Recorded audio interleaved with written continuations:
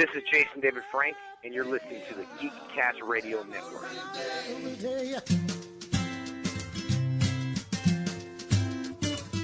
One of my weekly wrap-up episodes where I go through the week that was in comics and give you my thoughts and opinions on some of the key issues that came out last week. Do note, I do get into some spoilers. I do try to avoid the big surprises, but if you're someone who wants to know absolutely nothing about a book before you read it, go to the show notes and I will put timestamps for every book I talk about so you can avoid hearing about a book before you read it. Also, I do start each week with my recommendation of the week, and my recommendation of the week is a little bit different. It's not necessarily what I think is the best book of the week, though sometimes it does correlate with that. It's more so what I think is a great starting point or what could lead you to reading more books, or if you're someone who's going into the comic shop for the first time, want something to read, what is the key book to start on? Now, for example, you wouldn't want to start with Doomsday Clock number 5 this week because you would be completely lost. But one book I think you would want to start with this is my recommendation of the week, is Grass Kings number 15, which may sound a little bit weird because Grass Kings number 15 is actually the end of this series. So why would this be a great starting point? And it's because it's my recommendation of the week and I can do what I want. So how dare you question me? But in all seriousness, what I think is really good about this issue, this last issue, is that even if you read this issue without reading a single story within Grass Kings 1 through 14, I think you can get a lot out of it. And it doesn't necessarily ruin the series for you, even though it does answer one of the biggest mysteries that's been going on in this book for some time. Because I think really what's been the key to this story, which is written by Matt Kindt, drawn by Tyler Jenkins, is that it's been a story a narrative that has thrived on two key factors, and that is atmosphere and character. In the sense of it's spent a lot of time in these 15 issues building up these different characters of this Grass Kingdom. You know, it takes place during present day, although you wouldn't really think so looking at the aesthetic of the book. It has almost like a 70s look to it. It has a watercolor design, and it almost like you would think Matt Kindt would draw this because it does, to me, in a way, look a little bit about like the characters he tends to design, but there's a little bit more detail and a little more of a rough texture. I know it's not an art style that may work for everyone, but I always thought it was really well done. In this issue, what I really loved about this, and it is, as I indicated, and I don't want to get into huge spoilers, but it does let us know who this killer is, who's been kind of in the background for some time. And what I loved about it is that we learn the reasoning behind what he's doing, and we learn that he's a writer.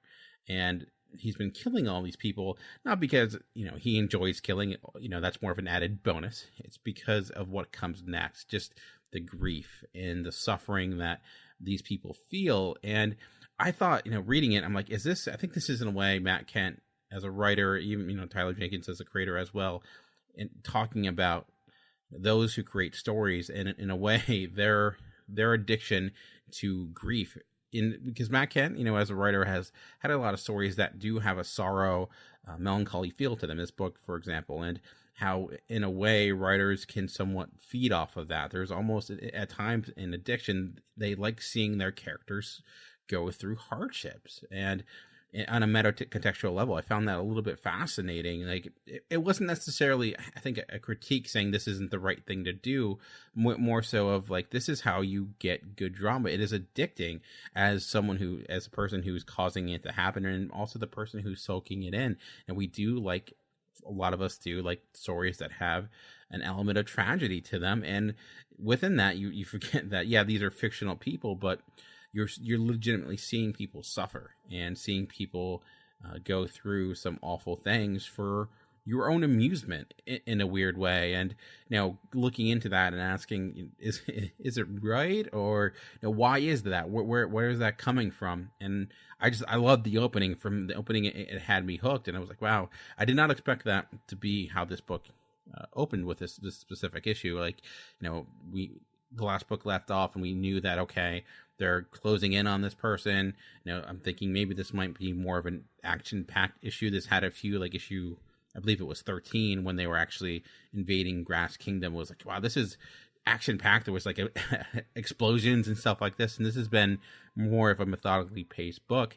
So like maybe this is how it will end, but it ended more on a low-key element. Although I will say, there's a torture sequence in this that will stick with me. And again, going back to that, it opens with this person who we would by all means call an evil, bad person for what he's doing. And then by the end of it, though, we are guilty of the same sin, or we could be, if you're enjoying the story, guilty of the same sin that he is, in a way, in more of, again, a meta-contextual way, not in the fact that you're reading this causing someone to die, but in the sense of the same joy that he was feeling, we were also feeling. So I just thought that was a really great look into this great capping of this story that's been going. It's been one of my favorite comics since it came out. It's been recently Eisner nominated, and I personally would like to take credit for that, because why not? But in all seriousness, this has been a great book, and I thought this was a great capper to it. I was sad to see it end. I am really excited, though, that this creative team is coming back for another book in August. I think it's called Black Badge or something like that. It's involving kids in like a Boy Scout troop. So I don't know more about it than that. I saw it in the solicitations, and no doubt I will be picking that up. So I just thought, wow, I was really struggling this week when it came to what I should pick for my recommendation of the week. There are a lot of new series that came out, like that would be a good starting point, but there are little things here and there that didn't necessarily make me want to pick them. And, I thought, does it make sense? Does it make sense to say, let's make my recommendation of the week with it's all predicated upon the fact that it's about a good starting point, being that last issue of a series? And I would also think, like, if what I'm talking about, what my mini review of this at all excites you or all interests you, go up and pick up the trade, because the trade will be out very shortly, with this being the last issue. At least the first volume may actually already be out. I'm not 100% certain, but at least the full volume will be out shortly, and it's worth it. Like Matt Ken, I always relate him to Jeff Lemire in their execution. I know they're friends, and in the sense of they very much, I think, get into people. Like they're very people focused, and their people feel real in a sense, that they feel like people that you've kind of run into, or they have a lot of character to them. They have a lot of personality, but it's not necessarily out of the norm. It feels like, in a way, almost documentary-esque. It's almost like a great documentarian finding a kind of intriguing area of the world and making a movie about it, and you forget that you're actually experiencing fiction, even though this is actually a comic book. And like I mentioned, there are times and places where things get a little bit more, excitable. There is a little bit more action here and there, but for the most part, it's really been a drama. It's really been a drama-based story. So again, highly recommend it. Advise going out and checking it out. It's been a great series so far. Sad to see it end, but super excited that this creative team is getting back together again for another series, which I will undoubtedly be picking up. Another book that was honorable mention for recommendation of the week was The Man of Steel #1.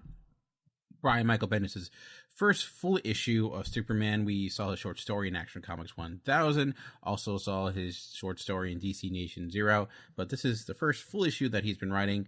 There's been a lot of build up to this. DC is spare no expense and letting the world know that Brian Michael Bendis is coming to the world of DC Comics. And question is, how was it? And you know what? It was good. I enjoyed it. It was a fun time. I think it did what it needed to do as a first issue of this series. My only apprehension was that it didn't feel like, oh my goodness, this is earth-shattering. And maybe it's just because of the expectations of it being Brian Michael Bendis. I'm thinking, like, reading New Avengers #1 for the first time, and felt like, wow, this does feel like a changing of the guard. This feels like a very important issue. This is what I want. This feels like something that lived up to the hype. Again, that read that decade ago, so maybe it wouldn't if I read it now. But I thought what this did well was show that Brian Michael Bendis does have the voice for Superman, and his voice, Bendis' voice, is not showing too much. I don't feel like he is Bendising up, with his dialogue in this at all. It just feel like the Superman that we've come to love. And Superman's a challenging character to write. He can be too Boy Scoutish if you don't write him correctly. I know he is retconning, or I don't know if it's really retconning what you refer to it as. He's reestablishing the history of Superman in Krypton, and this is harkening back to the Man of Steel series that John Byrne did, that really set the stage for Superman's origin, and I get why he'd want to do it again. I get why, Bendis, being who he is, knowing his notoriety, what he want to say, and put his stamp on Superman. But I don't know if it's necessarily needed. Like, do we really need a new origin for Superman? We've gotten so many of them. Does it really have to happen this way? And I don't necessarily think we do. I am turning the corner and somewhat having my apprehension turn into anticipation, because I do like the character that he's building that may be responsible for all this. I thought he would be this like evil one-note character, but there seems to be more there in the background. There's some indication in here where he's working with other, galactic beings or notable people throughout the solar system about why he thinks that Krypton should suffer and things like that. So, like, it seems like Krypton may not be as innocent as we believed, and where could that go? We'll find out. But overall, though, there wasn't like a whole lot that happened this issue. We see Superman being super by saving someone, and there's an introduction to a new character with this female firefighter who I believe is the chief, and I'm assuming we will see her again sometime in the future. I did like that we do get the Clark family again. Or the Kent family, I should say, because that's their actual correct name. Jonathan shows up, and it seems like there might be something going on with him. He's having a growth spurt. So is that just, a throwaway thing, or is that actually something that will be coming? And I really hoping that he keeps that part of Superman, that they don't, go on the wayside, because I felt like that's been one of the driving forces of what's really made me appreciate this Superman rebirth since the beginning. So if that continues, we'll see. But for now, I think if you're, we're curious about this and wanted to pick it up, I think you will enjoy it. If you're a Superman fan, I think you'll get everything you want. If you're a Bendis fan and you want to see Bendis in the world of Metropolis, I don't necessarily feel like you get his voice. So if you're not a huge Superman fan, I don't necessarily think that you would enjoy this all that much, because it's Superman. So in one way, it makes sense. It's what you should have. But on the other hand, it's like, if you are hiring Bendis, you want Bendis to do Bendis. And I don't know, it's a weird balance to strike. It's only one issue so far, so there's still a long way to go. But I think it's at least starting off at a good point. So another book that was almost recommendation of the week was Judge Dredd Under Siege #1, and I will preface this by saying I'm not a huge Judge Dredd fan. I've not read a lot of Judge Dredd comics. I read a few here and there, mostly recently, and I was a huge fan of the movie, the Carl Urban movie that came out a few years ago. Thought that was quite good. Do hate the Sylvester Stallone movie. And a big reason I actually read this was because it's written by Mark Russell, the writer of Snagglepuss and the Flintstones, and recently, not too long ago, talked to him in an actual interview, and we brought this up, and he was discussing it, so I was really anticipating it. I was curious to see, what he did with Judge Dredd. He's not necessarily, his style of a writer doesn't seem like, what would he do with this character, but speaking with him, and you can go back and listen to that interview, it was really the city of, Mega City 1 that was really the reason why he wanted to write this story. And you see that from the beginning, as it's this idea of this specific block that was created, meant to be this block designed for, the more high-class citizen, and things fell through, and you were left with like a shell of part of this location where things are just kind of run down and not working, and a specific group is kind of taking it over, and people are now fighting for their lives, and here comes Judge Dredd to try to help them out. So I thought, in the sense of reading this, I thought he had the voice of Judge Dredd down pretty well, for at least my knowledge. I thought the art was pretty solid too. I think that with Snagglepuss, he's been kind of handcuffed a little bit by not having a great artist. I thought at least this artist fit the story that was being told. Not fantastic over the top art that is gonna fly off the page, but in the sense of, it was never, I think, handicapping, or never felt like it got in the way. And I thought the coloring was actually quite solid as well. It had more of a darker tone, brighter tone than I was anticipating, but I think it worked for this story. They're fighting over this block called Patrick Swayze block, and I thought, will there be a lot of humor in this? Knowing Mark Russell, he's obviously a funny guy. There wasn't all that much. There was a few jokes here and there, but it wasn't, I think, forced in for the most part.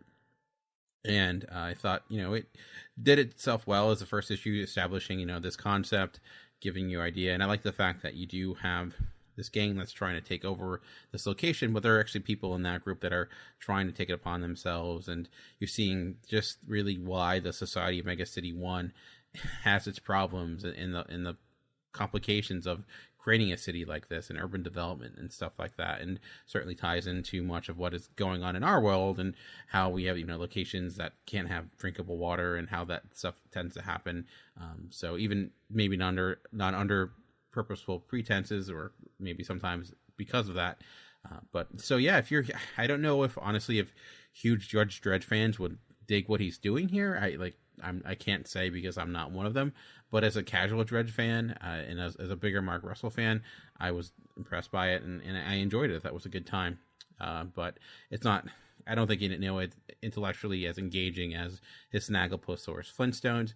I think it's a good book for him to write, kind of learning more of how to fit his style into more of a superhero action-y genre. I hope he doesn't go all the way away from some of the books that he's writing. I know it's probably not a lot of people out there that want a book like Snagglepuss. I do, so I hope there's still room for books like that.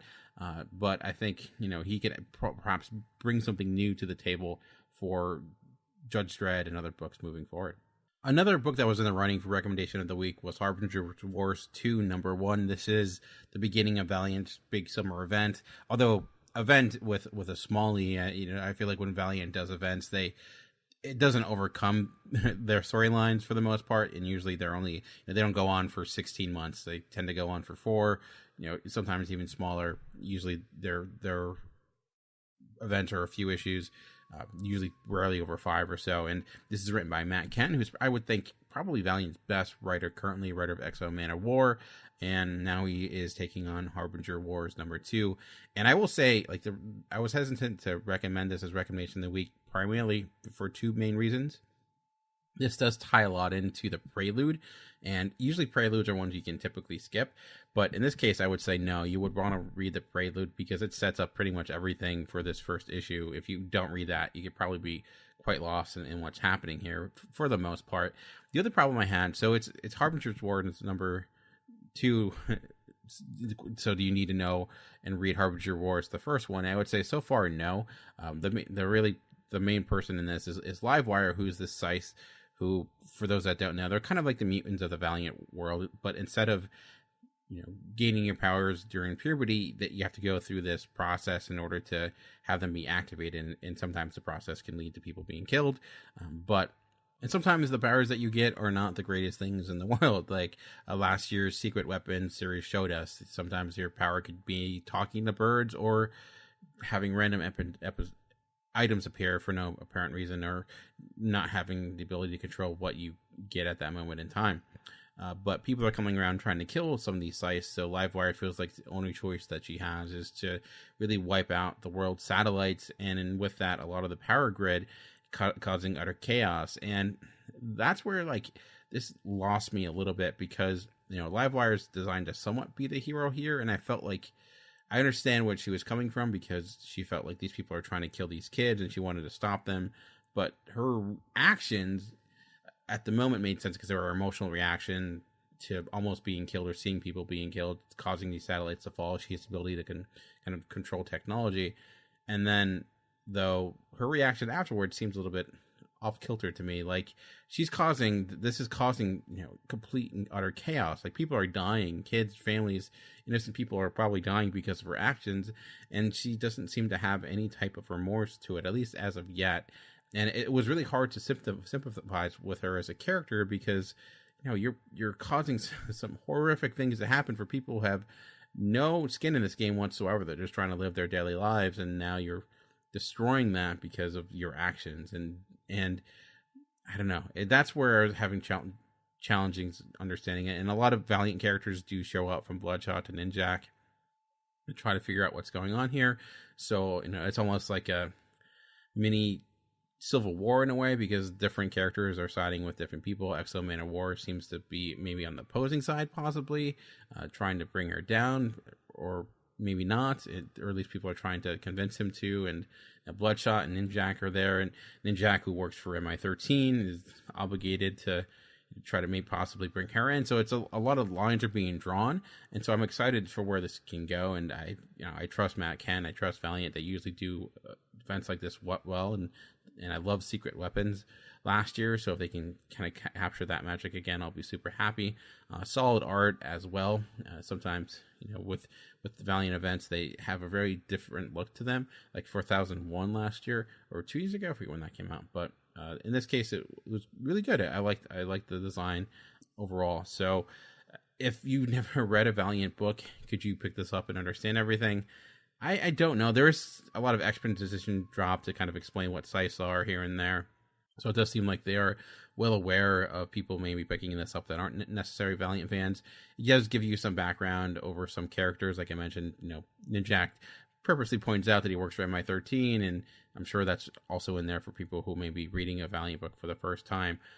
So I personally, when I first started reading Valiant, I started with one of their smaller events. It was like the Valiant miniseries, and after a while I was able to get my footing. So I'm sure that many would be able to do that here. But like I said, I think you would do yourself a huge favor if you read that Prelude, and also possibly Secret Weapons, because it seems like that storyline will be playing part here. And also that was a great series. It was written by one of the screenwriters of Arrival. It has nothing in common with Arrival except for that, but I think it was kind of cool seeing someone from the movie world to quickly move into comics, and his transition was actually quite quick and quite effective.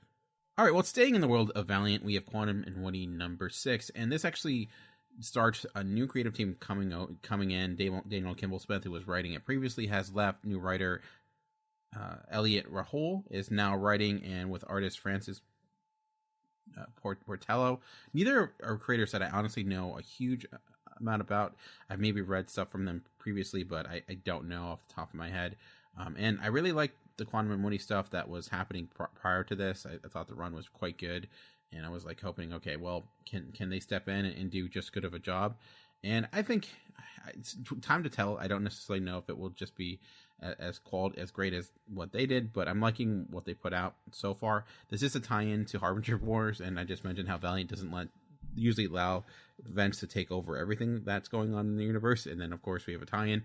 But I think it's a tie-in that it's good. I enjoyed it a lot, and as I mentioned, with the power going out and there not being access to things like satellites, utter chaos is happening, and with this we see Quantum and Woody trying to do their part to help this burning building, and it's literally them trying to save people, which was kind of cool to see, and still having that type of humor you would want with a Quantum and Woody book, meant with a little additional heart in there as well, and I think possibly a little call thanks to some of our first responders. And I thought the art actually by Francis Patello was quite good. There was a specific page that really caught my eye. It was a huge splash page, but it was showing Quantum and Woody traveling this burning building and just the different layers. I think it really was a great establishing shot, because we saw, the different layers of the building, the different floors, and how some were on fire, some weren't. And I think it just put you in a good spot,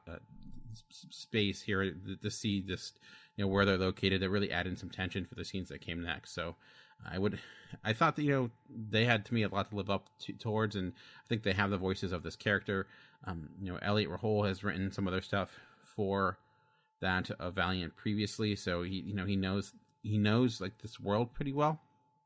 So we'll see where this goes, and it does end off at your appropriate cliffhanger. So I don't know how much further this will tie into Harbinger Wars. It says it's a continuous of looking at the arc that it's supposed to tie in moving forward, but I'm not sure. So if you were a person who was worried about a new creative team coming in, if it would lose a step, I don't think it does. I think it, if I didn't look at the cover and see new artist and writer, I don't know if I would even have figured out. I obviously would know it's a different artist because the style is different, but I think the voices of the characters are still there, as strong as ever. Keeping this going, let's move on to the world of Marvel and get to one of the biggest books that was released this week and probably this year, especially when you just look at price point, and that is Amazing Spider-Man number 800.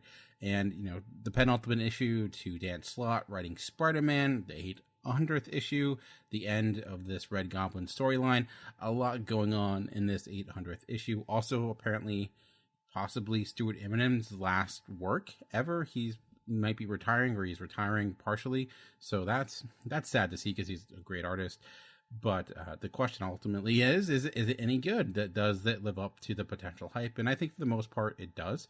What I really think this does is two key things, and it encapsulates basically everything that Dan Slott has been building with Spider-Man since he took over the title, and in that, everything that makes Spider-Man who he is, and makes Norman Osborn who he is, and like how those two relate to each other as characters, where Norman Osborn is this character that tends to use everyone to get what he wants by destroying them, or where Peter Parker is more so about building people up and building relationships with one another, with other individuals. And sometimes that can be his downfall, that can be his weak point, but I think sometimes that weak point can actually be his strength, and we see how that plays out within this issue. And Dan Slott is a master craftsman. Even when his book isn't working really well, he has this in his back pocket, and he's used it.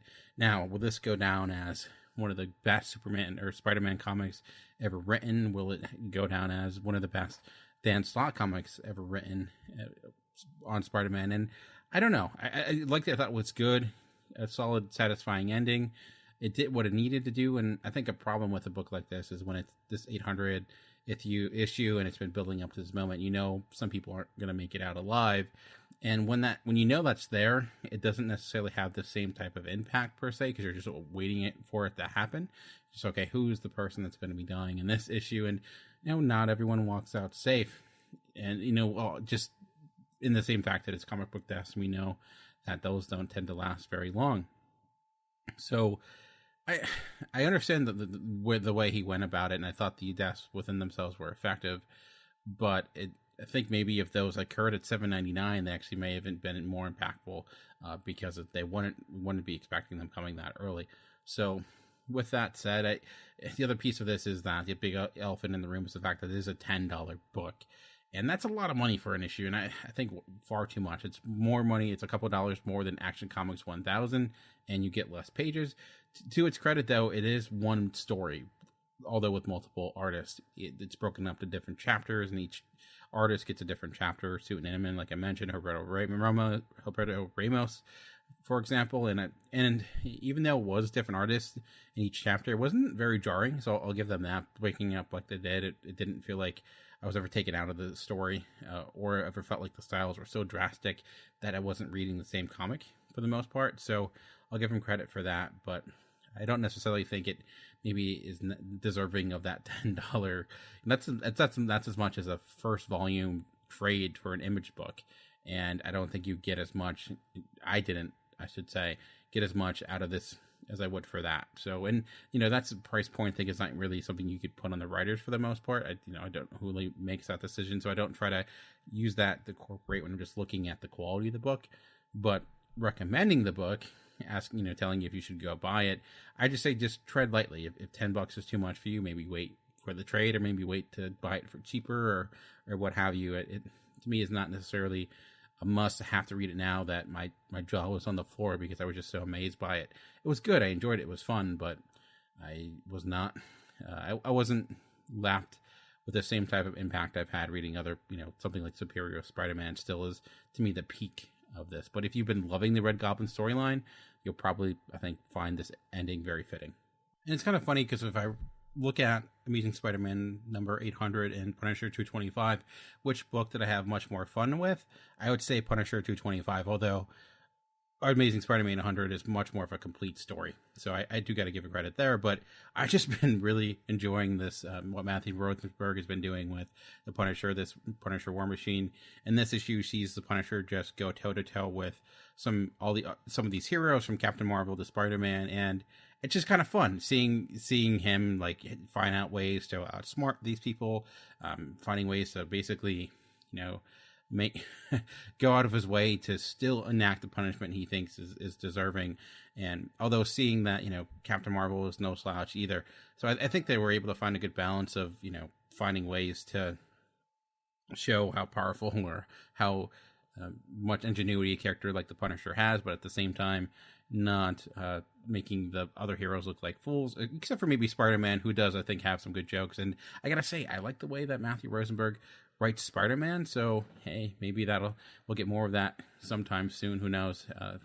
Although I feel like I've been saying that about a lot of different writers, so there's only so many people that can write Spider-Man.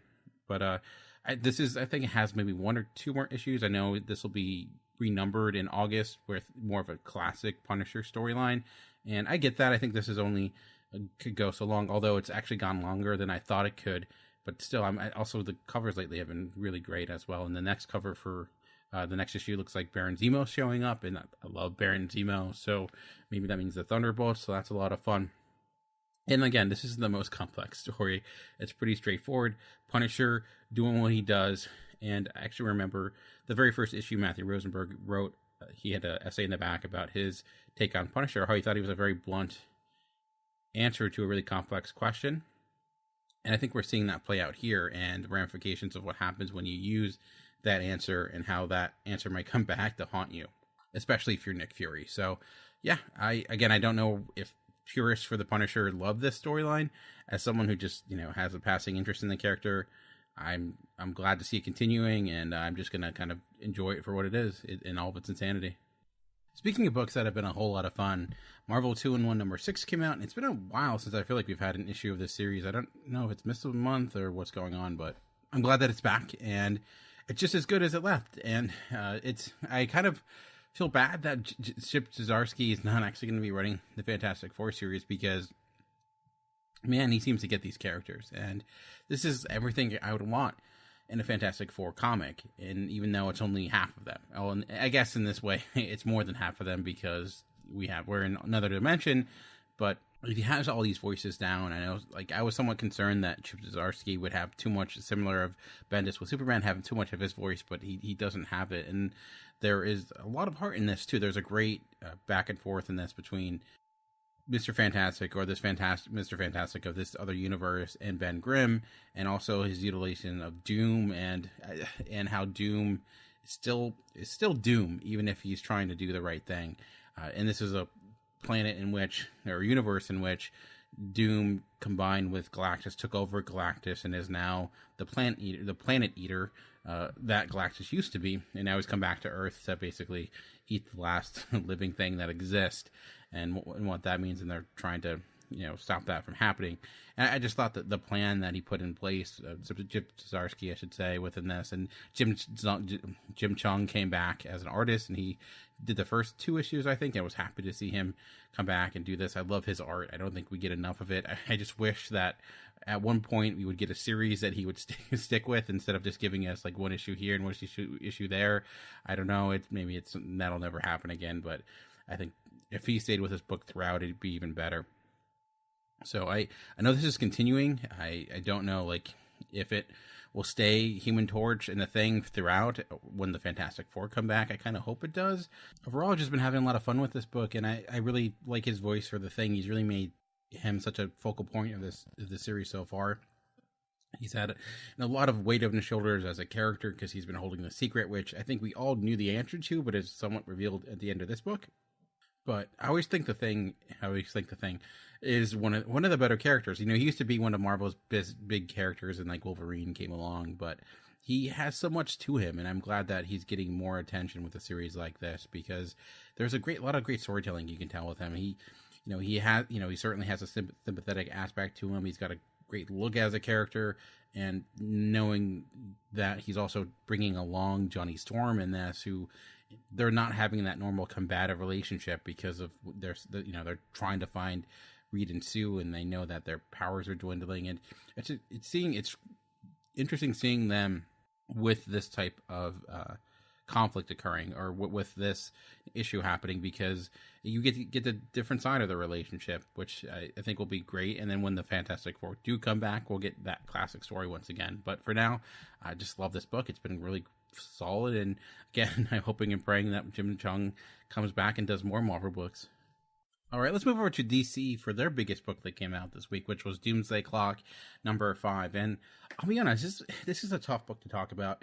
For one, I give it credit because it does give you a lot to chew on, a lot to think about, and the craft in this is great. I think Jeff Johns and Gary Frank, they are great writer, great artists, putting a lot into this book.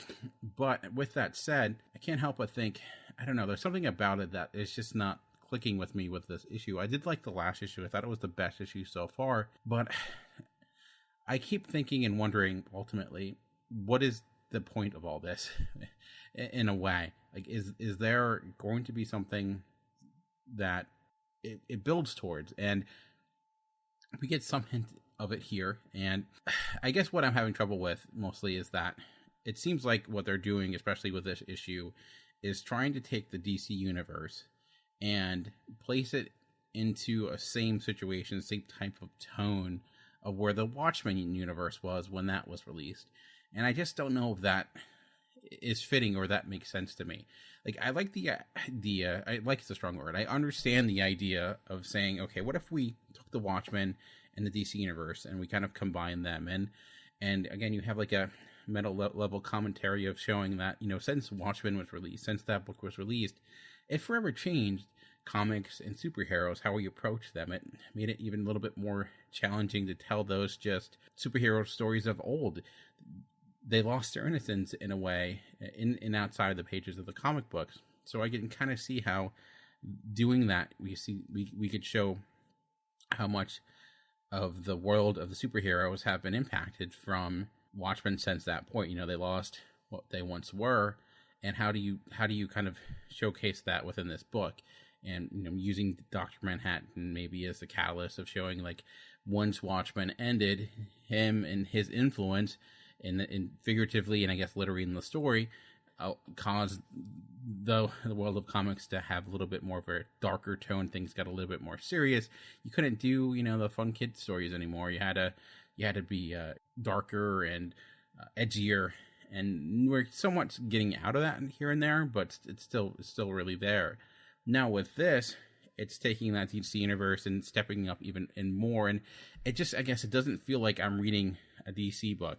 Now, even though they're in the DC world, the way that they're approaching this universe, the way that they're approaching the story, it does feel like we're seeing the DC characters in the Watchmen universe, and it just doesn't fit to me. It feels like somewhat contrived, that you would try to say that, hey, now the universe of DC, the citizens are at this boiling point, that they believe that, you know, these superheroes, that this is this huge scam. They started this whole Superman theory, you know, that all these metahumans are coming from the United States, and trying to add in all this, like, political conflict. But I don't know if it's as effective as it once was, trying to use, you know, Russia as well, and just this type of propaganda that's existing. And at the same time, you have, like, characters like Oz and Batman interacting, and because, you know, the Watchmen had that, you know, the boat story, this also has this callback to this classic crime movie that they flitch back and forth to kind of hammer home a lot of the themes that they're going with. And it just feels like they're trying to recapture such a specific voice from such a specific time. Like I mentioned, the word contrived is what it kind of comes to my mind. And that's not to say that this is a bad comic, or that it's not effective, or that, you know, Jeff Johns and Gary Frank are putting in bad work, because they aren't. I think there is, again, a lot to chew on, a lot here just to appreciate in the sense of what they're putting together, what they're attempting to do.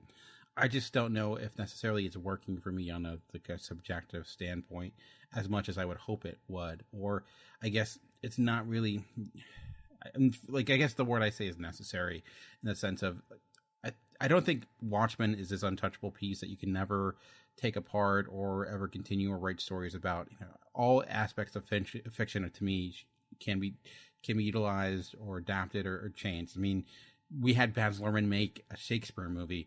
It's okay. It's like, this stuff is going to continue this way in some form or another. So I don't feel like anything is necessarily sacred. So I'm not this person that thinks that, oh no, they're ruining Watchmen. I don't necessarily think that. If Godfather 3 didn't ruin Godfather 2, this isn't going to ruin Watchmen if it ends up not being good. But if you're going to do this, if you're going to take that classic story and do something with it, I guess I'm just curious ultimately if there's a point to it that makes sense and feels like it's necessary. Like, and I thought that there was potential for that, because, like I said, showcasing how the world of comics has changed, especially that in DC, what that means. And there's been some hints here and there, but some of the surrounding pieces to me haven't necessarily worked as well. And trying to do some of the same tricks, like using that, that TV show and replacing of the other classic story like they did in Watchmen, it just feels like, I get why they're doing it, but it's like, do you need to try to do the same tricks again? Why not do something a little bit different? Or it just seems like it's there because, well, that's what they did in Watchmen. So, okay, they did that. So how are we going to do our version of that? And when you keep doing that, it's just a case of, to me, diminishing returns. So it's a weird book to talk about because I think it's objectively a good story, well done, and probably one of the best comics of the year. But at the same point, I don't necessarily think it. There's just pieces of it that just I'm concerned about. We'll see. It's hard to say. It's only 5 issues into this 12-issue series, so there's a lot to going with it.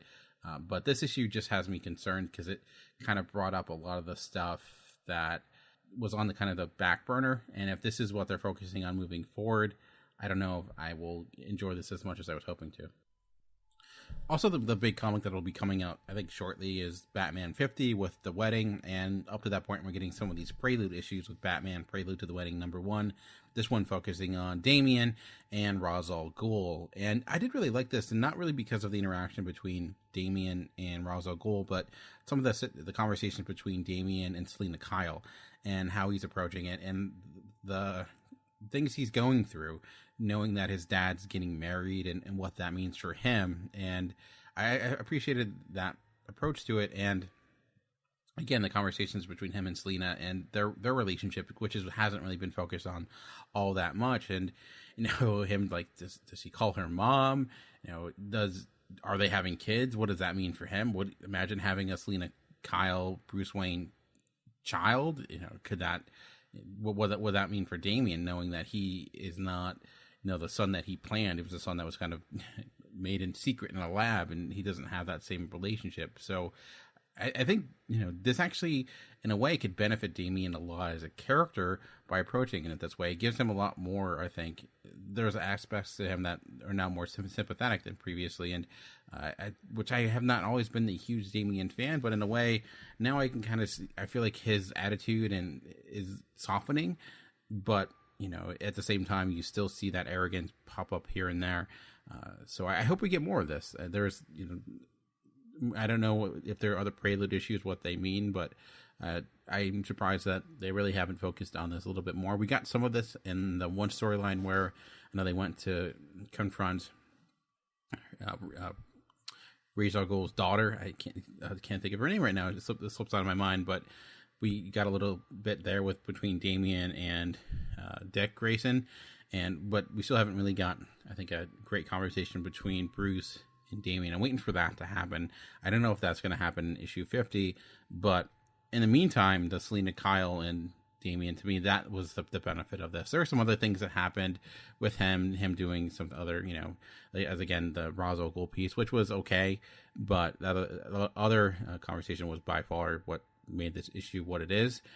So again, it's them milking this wedding for all it's worth, but if we're getting stories like this and we're being able to approach characters in new ways, there's a benefit to it. So it makes it seem a little bit more important, and at least there are good stories that are being created. With this being a 5th week, we also got a lot of these Hanna-Barbera DC crossovers, and I did pick up 2 specifically. I did read 2. Some of them other ones I skimmed through I was not really digging. There was like the Flash and Doom Buggy. I just read through it a little bit. I was like, this is not for me. But one that did kind of appeal to me, I was like, okay, how would this work, is Jabberjaw and Aquaman. A gigantic shark that lives on land working with Aquaman. And I gotta say, to me, that the best part of this was the opening, where there was a parody of Jaws, the opening of Jaws, which I thought was well done. I'm like, okay, for that, at least we got something good out of it. But the interaction between, Aquaman, to me, once they actually went back into the water and, they went into, Jabberjaw's future, it lost a little bit. I thought the fish out of water, to use a bad phrase, sequence was the best part of it. There's a sequence where they just see like Jabberjaw walk past the window, and just that comedic reaction was the highlight, and after everything after that was just kind of okay. But there have been far worse of these comparisons, or these team ups with Hanna-Barbera, and I can't remember if this one had the Captain Caveman story at the end or not, but that was kind of cool too. So yeah, if you're on the fence about picking these up, there was a great variant cover that I thought was fantastic. I didn't pick that up, but I was like, wow, that's quite a great cover for such a silly book. But hey, I don't know. And also too, if this is, even though this is based upon a Hanna-Barbera character, if this would be kid friendly. I don't know if kids would really enjoy this all this much. But a lot of these books, I thought they took them too seriously previously with some of the Hanna-Barbera characters. The crossovers to me didn't work, but this one I thought was one of the better ones, along with the next book, Supersons Dynomutt and the Blue Falcon #1, and this was probably the best out of all of them, minus the Elmer Fudd, though that was Looney Tunes, so in the Flintstones crossovers. But it's also kind of makes the most sense because this is superheroes crossing over with superheroes. A character like Blue Falcon is basically a Batman ripoff or archetype, anyways, and seeing them be with Dynomutt makes a lot of sense. It seemed like there was a hint that Damian met with Dynomutt previously. I don't know if that was just specifically for this comic or if that was a callback to another crossover. I don't know. It's hard to keep track with all these, but I thought this was a lot of fun. It did remind me of like a great Saturday morning cartoon, like a Johnny Quest type of story. Where you have the robotic dog and whose master gets mind controlled, and they're trying to save him. And Peter Tomasi, who wrote this, it's been doing Supersons, so I think this was by far the best executed, and this could have been like an issue of Supersons. If those characters were not Hanna-Barbera characters, they exist well in a superhuman universe, which makes sense because they are pretty much parodies of the superheroes to begin with. So if you just remove the parody, treat them a little bit more serious, you get this book. And I love the theme of death and understanding death and coping with death or not coping with it that carries throughout. Like, one of the opening scenes is Jonathan going to his first ever funeral or viewing, and it being up a casket and his reaction towards it, which it's a lot of sense. I think this is the benefit of a book like Supersons, seeing the way like kids approach death, especially when they're superheroes. It's a very different approach to it because they are literally in life and death situations, but at the same time they're at an age where it's hard to really fully understand that, even if we ever can. But yeah, if you're looking at all these and which one's the best to pick up, to me these two were the best. The other ones that, like I mentioned, they just didn't seem like they caught my interest all that much, and what I did see of them I was not really digging. But your miles may vary. Maybe if you're more into the other characters, you might appreciate those more. All right, well, let's move over to the world of indie books and talk about some Image comics, starting with Kill or Be Killed #19. And man, this is sad because we only have one more issue left of Kill or Be Killed. And the way this ends, you're wondering how exactly are they going to wrap all this up. But man, I've just been loving this book so much. It's been one of my favorite books since it's come out. And Ed Brubaker and Sean Phillips have been putting something special together. And again, this is where the use of first-person narrative is so effective. And it's key to this working, where everything's now coming to a head. Dylan is now realizing that he may have not gotten away with what he thought he got away with, and as he finally gets struck down by the detective who figured out the fact that he in fact was the vigilante this entire time, and all those pieces that he said are now coming back. But at the same time, he realizes how screwed up the justice system is, and I don't want to ruin where the ending goes, but it's a little bit more action-packed than some of the other issues. And I just love seeing the development of the character of Dylan, looking where he was in his first issue compared to where he is here, and especially now him compared to an actual police detective, how now he's more comfortable killing someone than a police officer because he's gotten to that level where he doesn't really impact him like it used to, and which is kind of crazy because you think about who he was when this all began. In 19 issues, it's been a fantastic example of how to tell a story, both on a narrative standpoint and in a character standpoint. So sad that next issue is the last issue. I don't know, what this all means. Is there some sort of secret that's going to be revealed at the end that like this was all a dream or something like that? I hope that's not the case. I don't think Ed Brubaker would do that, but I just will say that, if you're looking for a great book, obviously this is not a good jumping on point, but I do know this is actually getting made into a movie. I think one of the directors of John Wick will be doing it, but I don't know when that, or if that will ever come out, because we've seen a lot of comics that are supposed to be movies and never coming to fruition. But for now, it's just been a fantastic book, done by a fantastic team, and I guess it's better to end too soon than too late. But for now, I'm just gonna say that this was a great issue, and I've loved this series. Another new #1 that came out this week was from Image with The Last Siege #1, and I gotta say, for a first issue, this was rather lacking. There wasn't that much story here for the most part. To me, it ended at a cool point, but it felt like if that ending was like the prelude or the first half of the book and then got into something else, it would be great. But ending a first issue where it did, I don't know. I felt like I don't know enough about all these different characters. I have some sense of this world. It's taking place in medieval times. There seems to be some political things going on, people shuffling around, trying to, establish power in this little kingdom that there is. And apparently they're not a big fan of Easterners, because that becomes a problem when you have these two people fighting. And it's this guy that you realize that he is a ruler of this world, or at least this little town. And that's pretty much it. I thought the art was well enough, and this could end up being really great, but as a single issue, it doesn't, to me, sell you on much. Like, there's not much intrigue here to me. There's not much on the sense of character. The concept seems fine, but nothing that is out of the norm that we haven't seen in some rhyme or fashion before. So can't necessarily super recommend this. I may pick up the second issue just to see, does it improve? Does it get better? I didn't dislike the book. I didn't hate it. Like I mentioned, if this was just the first half of a series, I think I might, enjoy where it goes next. But there's a lot of comics out there, as we're talking about today. You got to do something that really grab the attention, and I felt like it's a first issue that failed to do that.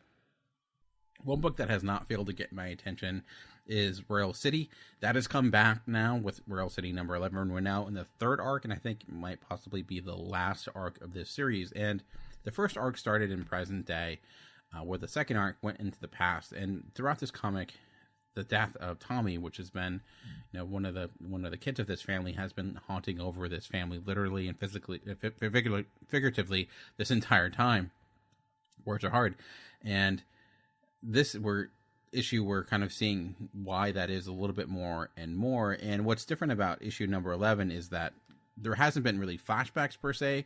The first arc was mostly all in the present. The second arc was mostly all in the past. But now with issue 11, we're cross-cutting between the past and the present, and we're seeing how they've been able to inform one another. And also, this issue had a really great theme of, do you confront your problems or do you run from them? And when I was talking about, Grass Kings, how that was a book that we had a writer look into the idea of, does fiction have this fixation about grief and suffering? And if you read Royal City, I think the answer is unquestionably yes, because this is a sad and melancholy book, but it's just so affecting, such great drama. Let Jeff Lemire doing what he does best with a little bit of a science fiction twist. It has been, to me, one of the best series, and this continues it here. Not a great starting point, so even though it's coming back, I would advise reading the first volume. And actually, I spoke with J.D. Durand a few weeks ago about Volume 1, and we'll be actually talking about Volume 2 shortly as well. So check that out. You can check those out. We go more in detail, but for now, I just say that it's coming back for the third arc, and it seems like it may be ending at its best point. And I'm just the use of Tommy's death and how it's been this piece of the plot that has been trickling out from bit by bit. It's just, to me, been masterfully done. Also, a new book that came out this week from Black Mask Studios is We Are Danger #1. And the first thing that caught my eye with this series, or this issue, I should say, is that it doesn't necessarily feel like a Black Mask book. I think when I think Black Mask, I think a lot of them have this political spin to them. They tend to be, serious is the wrong word, but I don't know, socially conscious. But, they did do books like Four Kids Walk Into a Bank, but I'm thinking of something like Cal Exit or Black, or Young Terrorists. And this is a little bit more, low key. It's just, the drama in here is a little bit more superficial, I would say. It's it's about this young girl who I think is in her teenage years, who is at a new school trying to find friends, and she's befriended by the cool kid who invites her to this band concert, and she finds out that that person actually is in the band but has a falling out with one of the singers of the band, so they decide to come together and form their own band to show her, and the conflict that ensues between her former bandmates and her new band, and that's really where much of the drama lies. I do like the characters. I do think it's well written. This is, I think, one of those books where I feel like this isn't bad at any ways. I think it's done well. It's just maybe not for me, but I think there is an audience out here for it. I'll probably keep with it because I liked it well enough, but it didn't really strike me in a sense of this is something that is a story that I can really get invested to, but I think it was able to accomplish what it set out to do. And unlike something like The Last Siege, where I felt like I didn't get that much on a character standpoint, this I felt like gave you a lot, even though there were a lot of character, the main character and their relationship of with this cool girl. And yeah, I always like that dynamic where you have that girl that feels like out of place, and for some reason the cool person, like it, one of my favorite movies is The Sandlot, and that has a similar dynamic. So maybe that's hitting me, and that's why I tend to like it, because some reason that works for me, and maybe because I'm not the cool kid, and I wish that was me when I was growing up. I don't know, past wounds maybe, but all seriousness, this is, I think, a good book that I think especially if you're a huge music fan, because music does play a big role. I have no musical talent whatsoever, so I don't know if they were having some things musically that I was not picking up, but on a pure story standpoint and pure character standpoint for a first issue, it was good. Well done. So, yeah, another good series from Black Mask. All right, well, let's move over to Dark Horse for Blackwood #1, another new series.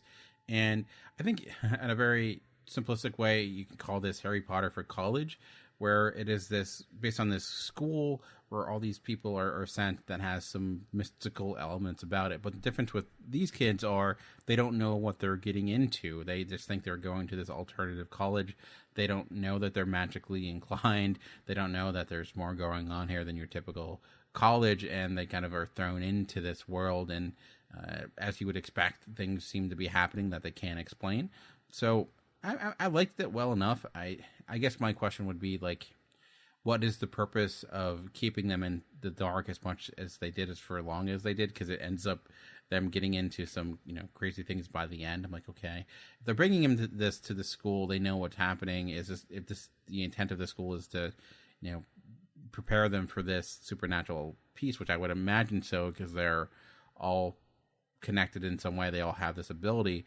Why not make them more aware of what's going on to begin with? It seems like just keeping that knowledge from them just for the sake of drama, not for the sake of story. So that was really my one issue with it. But I did like the characters. I do like this idea. I did like how they as you would expect with people coming together from different worlds, they seem to like not get along with each other.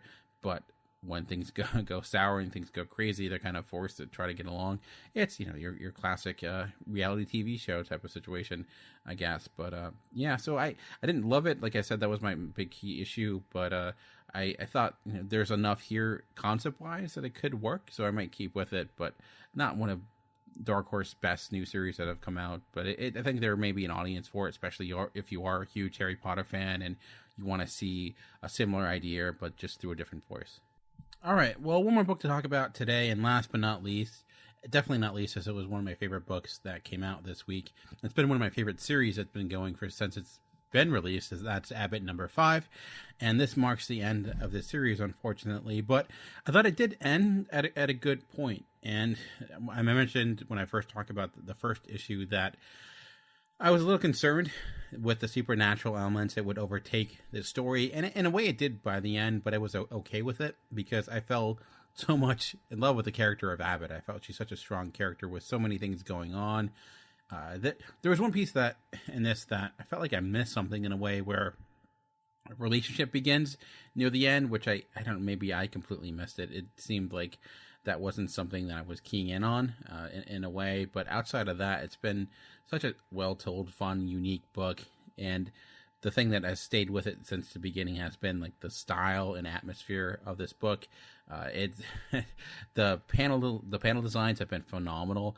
Each and every issue, just finding new ways to approach storytelling and really utilizing the time period and taking that and like adding in new layers here and there. So if you're someone, it's hard to really equate this to anything else, honestly. Like, what is this like? And I think that's a testament to its creativity. Dynomutt, who's written a lot of recent books. Like, I enjoyed what he's been doing with Exiles. He had Black Bolt, which I still need to catch up with, but I think he's one of the most exciting writers in comics right now, because he is trying to do new things and he brings a unique voice to the world of comics. I hope this series continues in some way, because this is the end of one story, but by far it could be the beginning of another one.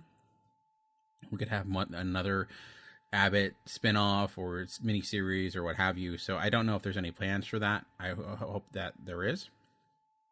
And with this, I thought there was a nice little send off. There's a moment here with her and her past husband, I believe, and I thought that was fitting.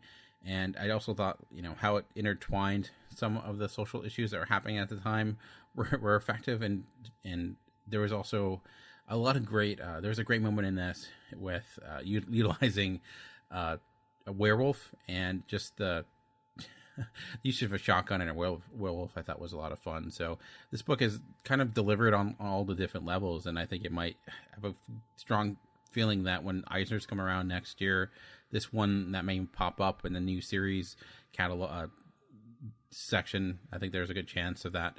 It's way too early to tell. We're only halfway through the year at this moment in time, but for me, it's definitely one of the best new series that has come out. So if you're looking for a new book, this will probably be out in trade in a month or two, and it's only being 5 issues, so I doubt the trade will be too expensive. I think you could do far worse than Abbott. All right, well, that'll bring me to the end of this week's episode. And if you want to hear more from me and more of my comic book thoughts, I actually have been trying to do some more YouTube videos on the Geekcast Radio Network.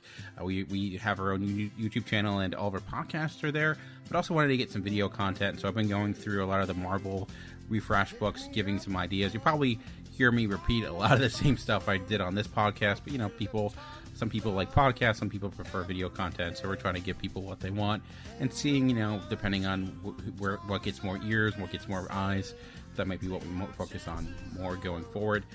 Have some great episodes coming up. As I mentioned, I'll be speaking with JD Duran shortly regarding the Rail City Volume 2.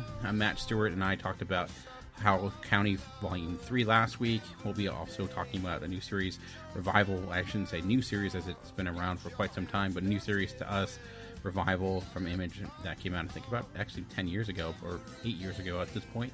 So there's a lot of things coming up. So if you're interested and you want to interact with the show, you can go to Geekcast Radio and keep up to date with all of our stuff on Facebook, Geekcast Radio. The show is also on Twitter and Facebook. Just search Comic Concierge. On Instagram as well. I'm on Twitter at Movie Revolt. So if you want to send an email to the show, you can do so at movierevolt@geekcastradio.com. But for now, remember that comics are for everyone. The key is finding the right one. Until next time, thanks for listening.